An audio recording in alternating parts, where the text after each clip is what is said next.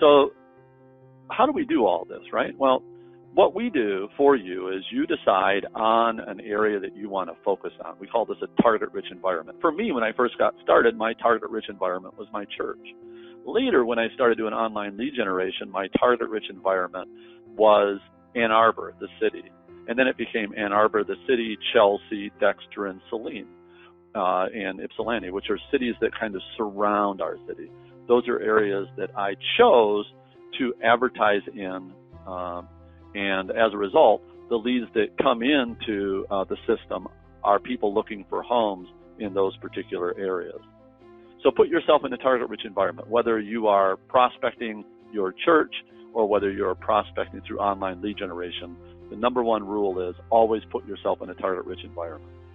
You cannot catch fish unless you put yourself in the right part of the river, not just the river. You don't have to conquer the world. Choose a niche and dominate it. So this happened to me. I mean, I was thinking about this as a brand new agent. I was sitting in the University of Michigan big house, they call it, the big University of Michigan stadium where we watch football, and it seats 111,000 people. And it just so happens that in Ann Arbor, there's about 111,000 people as well. That's the population of the city. Now, the county is bigger. It's about 1 million people, but I usually focus on the city. And so as I was sitting there in the stadium, I thought to myself, do I need to send postcards out to all of these people in order to generate enough money to retire? And as I began to do the math, I realized that all I had to do was select a certain section of the people that were in that stadium and focus on them. And if I took care of them, they would take care of me. So it's not important for you to be all things to all people and try to dominate your entire marketplace, but instead select a niche or a niche and dominate it. So choose a target-rich environment, and within that target-rich environment, you want to dominate it, not only with lead gen, but also with social media, postcards, newsletters, any other form of advertising that you can do in that niche. It's not enough to spread manure too thin on the field. It's better to have a smaller field and more manure, you'll grow more crops. It's just like farming, right? So, because human beings are consistently inconsistent, systems and processes are essential, right? I'm sure you would agree with that.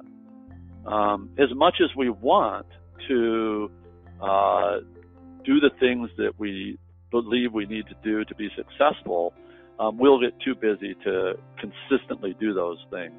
So to the extent possible, what you want is automation to take over most of those tasks. And the system that we have in place will certainly do all of those things. Now, you may all subscribe to the Elevate platform in one way, shape, or form right now, but not know how to use all the tools that are in there in order to help make you successful. Today, in the second half of this webinar, I will be sure to do that. So the goal here is to spend about 30 minutes on a slide deck, which we're going through right now, and talk about the philosophy, the sort of the philosophical reason behind lead gen and why it's important, why you probably should be doing it. And in the second half of the webinar at 2:30 Eastern time, that's my time zone, we're going to jump right into the CRM, and I'm going to show you how to do the things that you may or may not know how to do already. And the things that you do not know how to do, you'll learn. And the things that you've already mastered, you'll get a little refresher on those. But that's what we're going to jump into. So hang in there with me just a minute. Just know that the systems that you have right now at the upgraded level have all the tools that you need to be successful with online lead generation.